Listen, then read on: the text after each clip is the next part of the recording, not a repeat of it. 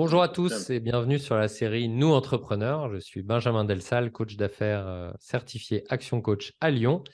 Nous sommes convaincus que la réussite des entreprises locales contribue à construire une économie prospère et un monde souhaitable. Et c'est pour ça que dans Nous Entrepreneurs, nous donnons la parole à des dirigeants de la région pour qu'ils nous partagent leur histoire, leurs apprentissages, leurs défis, aussi leurs succès. Et aujourd'hui, je suis ravi de recevoir Mathieu Thomas, de l'entreprise Card Microlearnings ou Sequoia. Est-ce que tu peux te présenter, justement, présenter ton ou tes entreprises, Mathieu? Eh ben oui, avec plaisir. Bonjour Benjamin, merci pour l'invitation. Avec plaisir. Mathieu Thomas, comme tu l'as dit, je suis le cofondateur de la société Sequoia, au sein de laquelle on a créé une solution, en effet, une solution SaaS, une plateforme qui s'intitule Cards Microlearning et qui permet aux collaborateurs de créer des formations courtes et mémorables en un rien de temps. D'accord. Ouais, super, super précis. Alors, est-ce que tu peux nous en dire un petit peu plus sur ton parcours? Qu'est-ce qui t'a amené à lancer l'entreprise? Est-ce que c'est ta première entreprise? Voilà. Qu'est-ce qui t'a amené à devenir entrepreneur et notamment à la tête de Sequoia? Ouais, carrément. Alors, moi, pour tout te dire, ça fait 15 ans que j'exerçais dans le monde de la formation professionnelle en tant qu'indépendant, avec ma propre entreprise individuelle en profession libérale, formateur, au sein de laquelle j'ai eu la chance de créer mon propre organisme de formation. Donc, j'ai conçu et animé des formations pendant une bonne dizaine, quinzaine d'années Ok. à destination de grandes entreprises, de grands groupes, mais aussi d'indépendants et de PME, hein, sur des sujets relativement précis liés au monde du digital, donc au marketing digital, au référencement naturel, la stratégie digitale. Et j'ai eu la chance également d'animer pas mal de formations de formateurs, puisque j'ai passé également 3 ans et demi, 4 ans de ma vie à mi-temps chez Apple, où j'ai été notamment la dernière année formateur des formateurs du marché français. Donc j'ai beaucoup appris, j'ai eu la chance d'être formé à Cupertino, d'amener les formateurs qui étaient recrutés à Londres pour les former, et puis ensuite y rentrer en France dans les Apple Store respectifs pour animer des formations auprès des équipes et des clients. Donc ça a été très instructif et très enrichissant. Et j'ai beaucoup appris pendant ces 15 dernières années du monde de la formation professionnelle, évidemment, mais aussi des processus d'apprentissage pour les adultes et des méthodes de partage des connaissances. Et donc, c'est un vrai sujet qui m'a amené à créer, à co-créer, du coup, la société Sequoia avec Nicolas Legendre, mon associé, société qu'on a créée, du coup, en 2018. Et au sein de laquelle, comme je le disais tout à l'heure, on a conçu et pris le temps de développer Card Microlearning en tant que POC en 2019. Et aujourd'hui, on commercialise la solution depuis 2021. Ok, super, génial, merci beaucoup. Et alors, donc tu parlais de salariés, de grandes entreprises, c'est ça? Ça, c'est tes utilisateurs. Est-ce que tu peux nous présenter un peu ton client type avec Sequoia? Alors oui, avec plaisir. En fait, on a des clients types, on a des clients, pardon, qui sont d'horizons différents.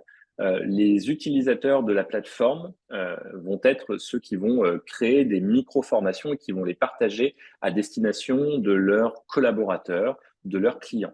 Et donc, dans ces utilisateurs, que nous on appelle des managers, hein, sur Cards, nos profils de clients ou d'entreprises types sont plutôt des entreprises qui vont avoir des enjeux d'ouverture des savoirs internes auprès de leurs équipes.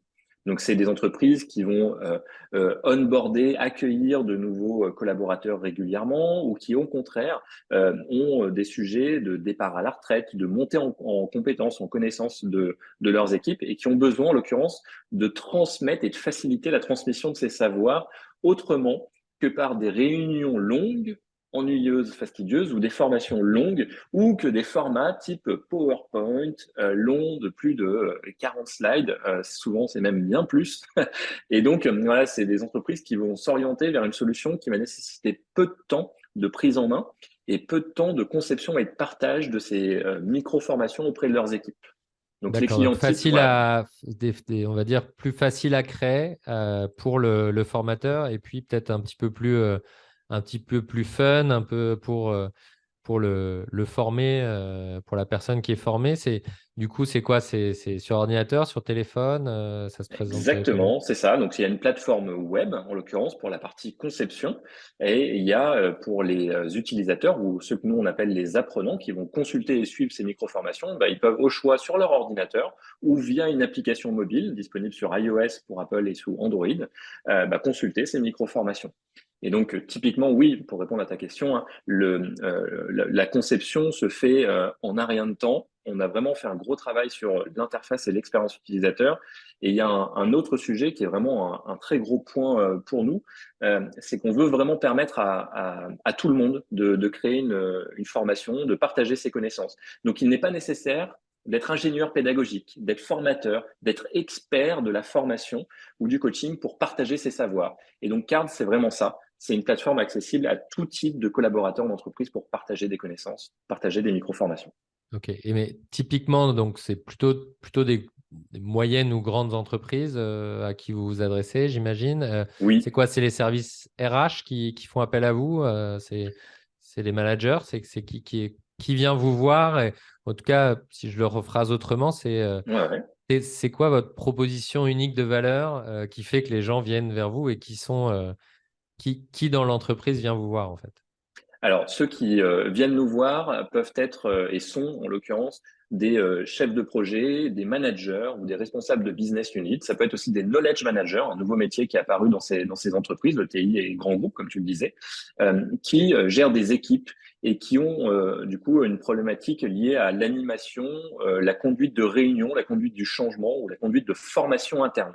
Donc, toute personne en entreprise qui est amenée à créer une réunion, l'animer ou créer une formation interne et la partager, bah, peut utiliser Cards et va gagner beaucoup plus de temps que de transmettre un PowerPoint comme support indigeste. Nous, ce que l'on veut, c'est que les réunions, les formations soient concentrées sur l'échange et sur la pratique, ce qui a un vrai apport de valeur.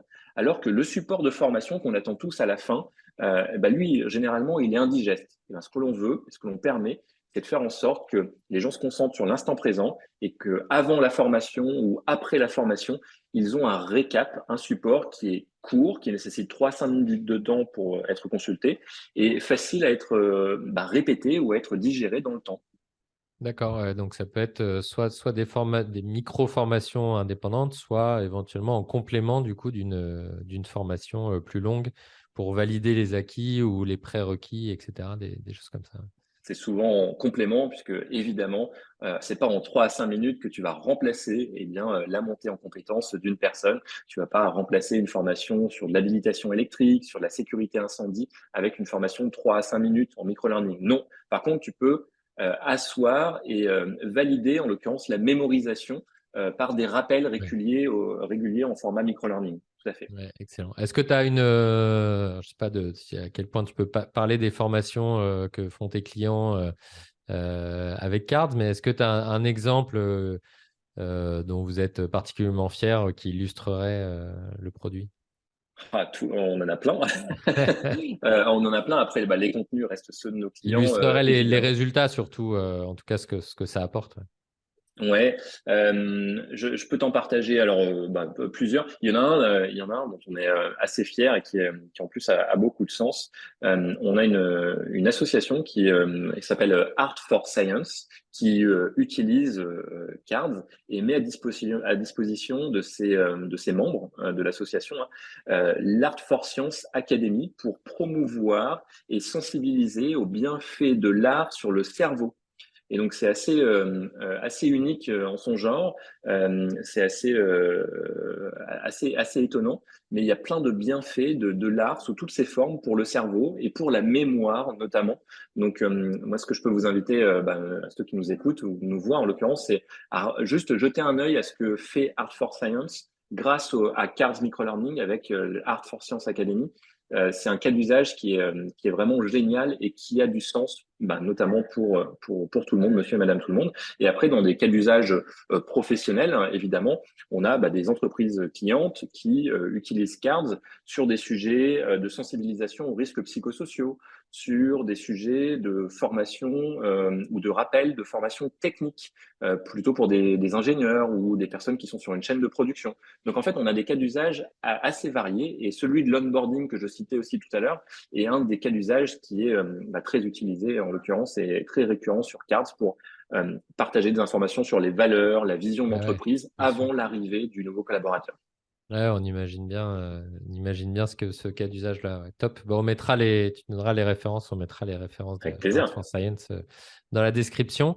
Euh, donc, il y a pas mal d'événements en ce moment. Alors, il y a eu le confinement, les guerres, Oui. l'inflation, etc.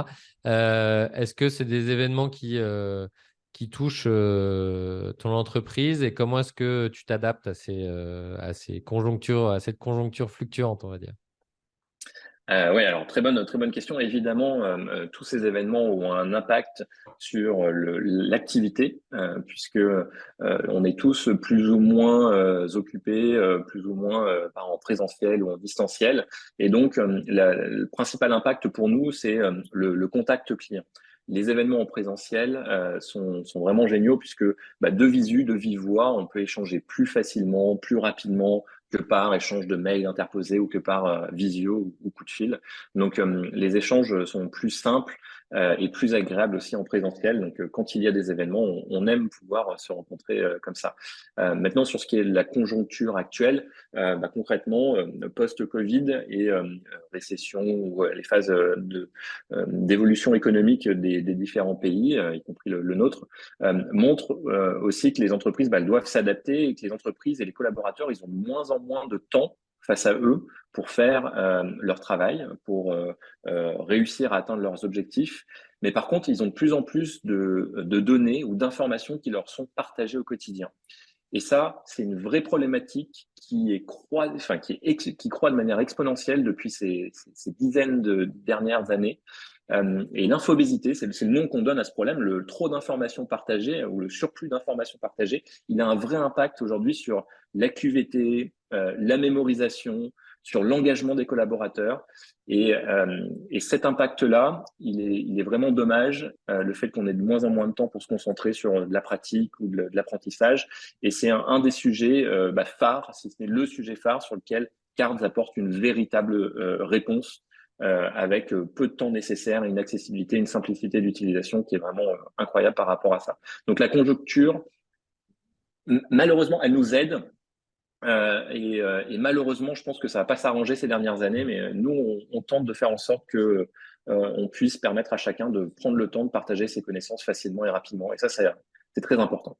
Top, top. Et alors vous, en tant qu'entreprise, c'est quoi vos défis à venir pour 2023 ou dans le secteur peut-être? Qu'est-ce qu'au niveau du secteur tu perçois comme défi dans les mois à venir?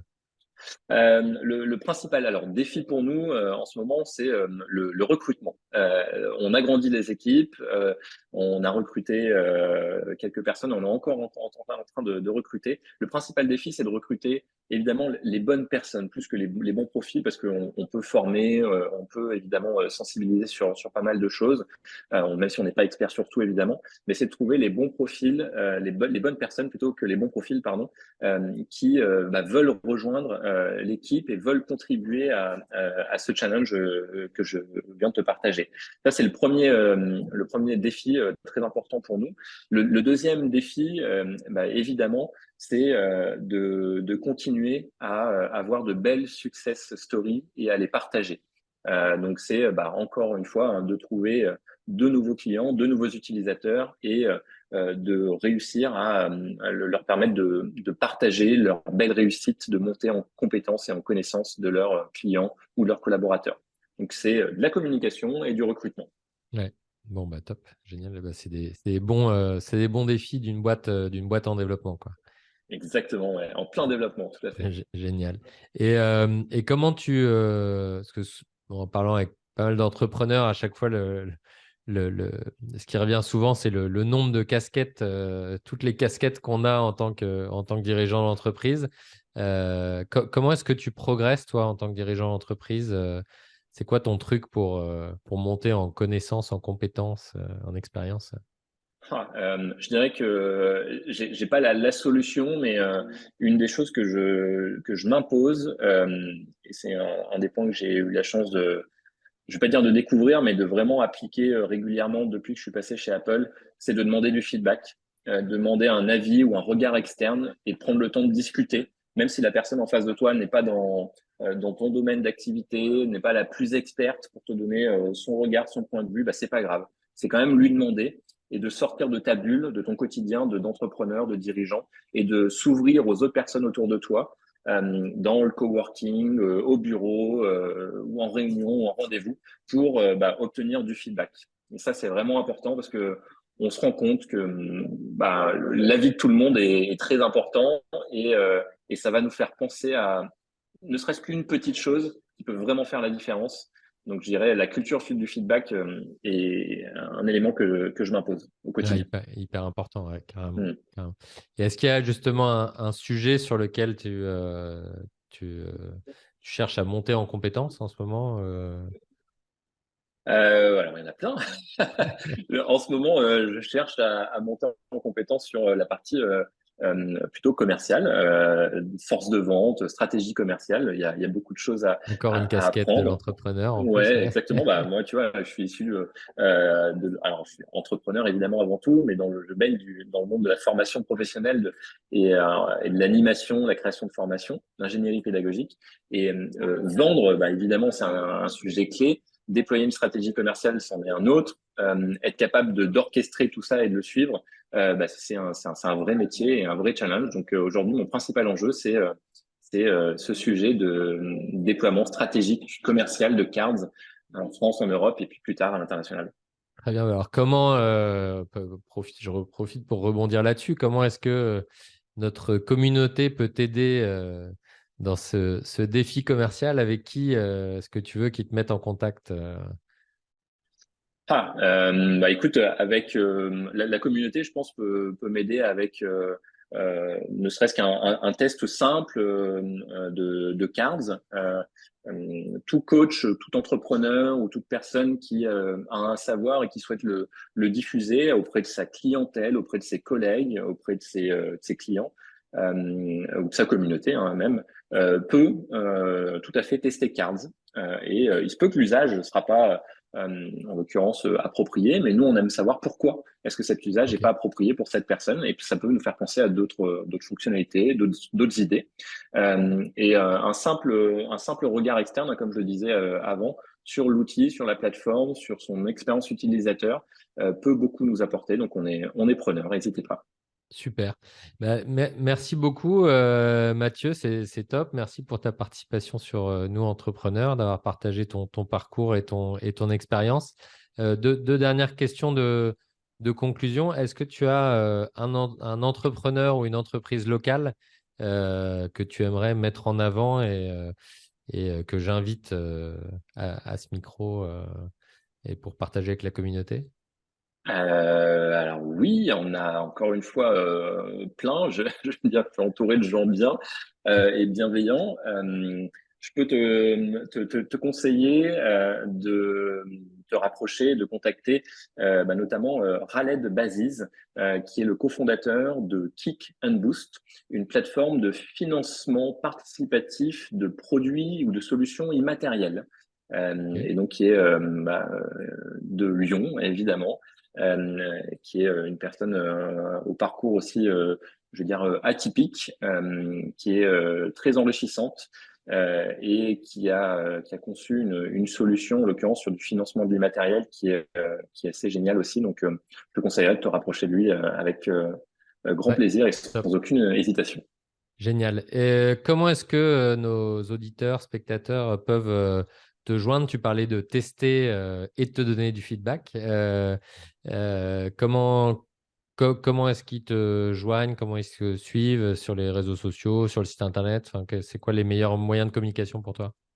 Tout à fait. Il y en a principalement, on va dire, deux. Le premier, c'est évidemment, s'ils veulent me contacter directement via LinkedIn.